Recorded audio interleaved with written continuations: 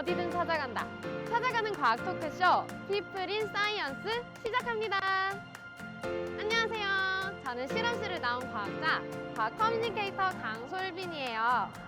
아름다운 이 땅의 땅속 세계는 어떻게 생겼을까요? 오늘은 이 땅 속의 과학을 연구하고 계시는 한국지질자원연구원의 최진혁 단장님을 만나 뵙겠습니다. 안녕하세요, 최진혁 단장님. 만나 뵙게 돼서 너무 영광이에요.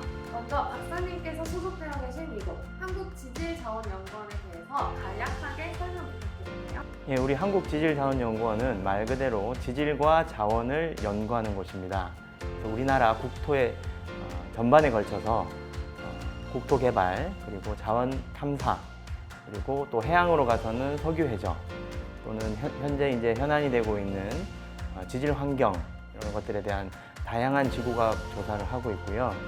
최근에는 지진이나 활성 단층, 또는 산사태, 기후 변화 이런 우리 생활과 밀접한 관련이 있는 현안에 대해서 연구를 하고 있습니다. 저는 활성 단층 연구를 전담하고 있는 활성지구조 연구단 단장을 맡고 있습니다. 그렇다면 이 미래에 일어날 지진은 어떻게 예측할 수 있나요? 지진뿐만 아니라 모든 지구과학 현상, 지질 현상에서 우리가 사용을 하고 있는 개념인데요. 미래를 알기 위해서는 현재를 파악해야 되고 또는 과거를 돌아봐야 됩니다. 그래서 미래 지진에 대비할 수 있는 유일한 길은 과거의 지진들이 어디에서 어떻게 발생했는지, 얼마나 큰 규모로 발생했는지에 대한 그 이력들을 저희들이 정확하게 분석함으로써 이제 미래 지진을 대비를 할 수가 있습니다. 방금 말씀해주신 이 기술들에 대한 정확도는 어떻게 되나요? 결론부터 말씀드리면 우리가 지진을 이야기할 때 예측이란 말을 쓰진 않습니다. 다만 예보라는 말은 쓸 수가 있어요. 그 미묘한 차이는 어디에서 오냐면 저희들이 지진 같은 경우에는 어디에서 얼마나 큰 지진이 발생할 것인가에 대한 접근은 어느 정도 가능합니다. 그렇지만 지진이 발생할 정확한 일시와 시점, 그러니까 시간 이런 것들은 조사를 할 수가 없죠. 그래서 지진은 예측이 불가능하다라고 하는 것입니다. 과거에 지진이 일어났던 그 지점에서 다시 지진이 일어날 거고요. 과거에 어느 정도 규모의 지진이 있었다 그러면 또 그 정도의 규모의 지진이 일어날 수는 있습니다. 다만 우리가 과거 지진의 발생 시기를 추론하는 데 있어 저희들이 지질 연대 분석을 사용을 하는데 그 결과가 이제 오차 범위나 이런 것들을 고려하면 수십 년, 수백 년 정도의 범위를 가지는 그런 데이터가 되겠습니다. 정보가 워낙 불확실성이 어느 정도 있기 때문에 저희들이 정확한 시간 예측은 하긴 어렵습니다. 다만 미래 지진의 위치와 미래 지진이 얼마나 큰 규모로 일어날 것인가에 대한 접근이 가능하기 때문에 충분히 지진을 예상하고 저희들이 대비책을 마련할 수는 있습니다. 지진 대비 시스템으로 실제로 지진을 예측한 사례가 있을까요? 안 그래도 제가 슬라이드를 하나 준비했는데요. 아주 성공적인 사례가 하나가 있습니다. 이 사진은 2002년도에 이제 미국 알래스카에서 발생한 지진 직후에 촬영된 사진이에요. 7.9 지진이 일어나서 엄청난 피해가 있었고 또 땅도 갈라지는 그런 현상들이 발생했었습니다.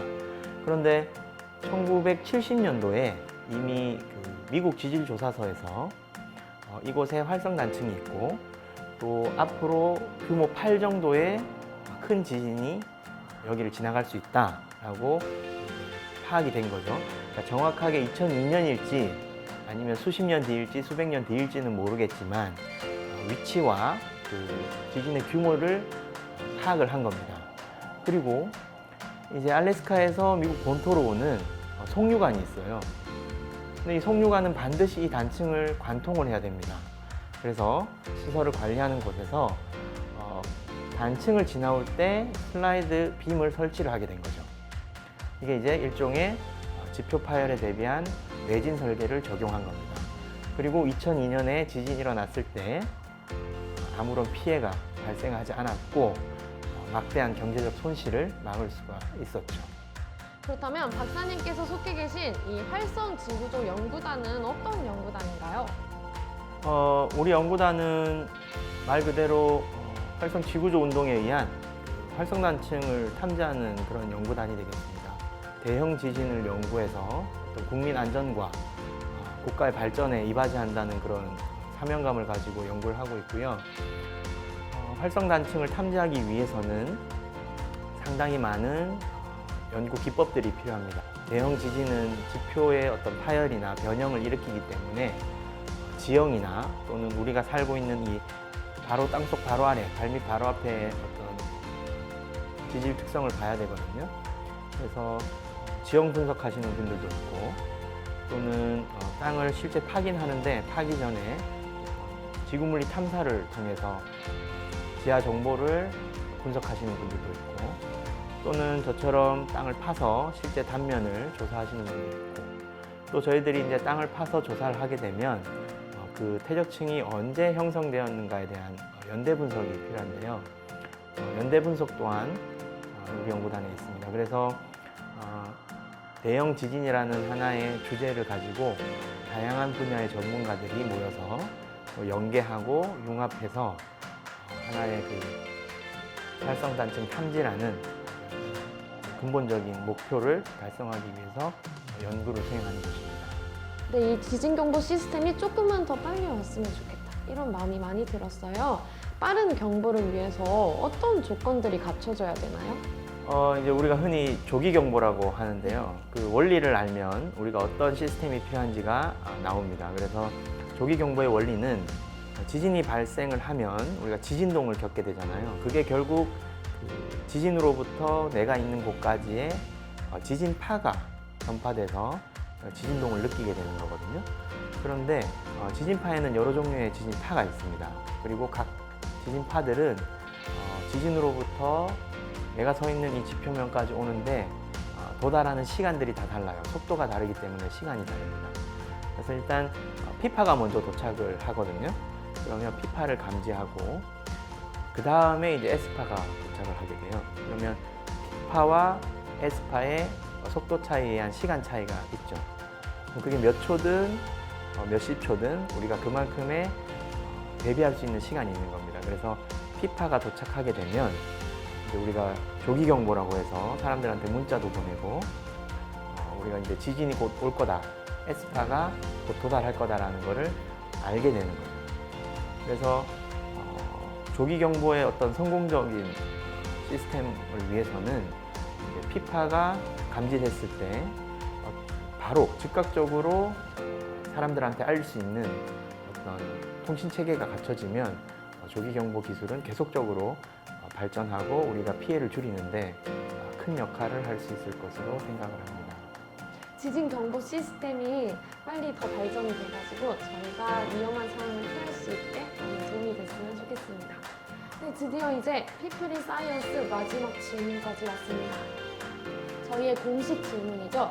박사님에게 과학이란 무엇인가요? 과학이란 땡땡이다. 저한테 과학이란 바둑의 복귀와 같습니다.